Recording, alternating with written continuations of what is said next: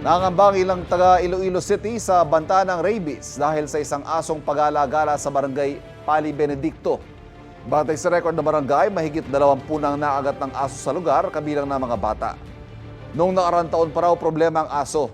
Ilang beses na rin daw itong tinangkang hulihin, ngunit bigo ang mga taga-barangay. Umaasa ang ilang residente na mahuhuli ng aso para wala na itong makagat. Ayon sa city veterinarian, sisikapin pa rin nilang mahuli ang aso.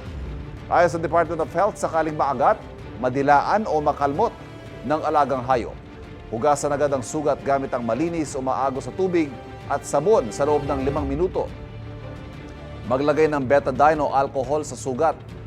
Kumonsulta agad sa malapit na Animal Bite and Treatment Center at depende sa abiso ng health personnel, posible po kayong bakunahan agad kontra rabies.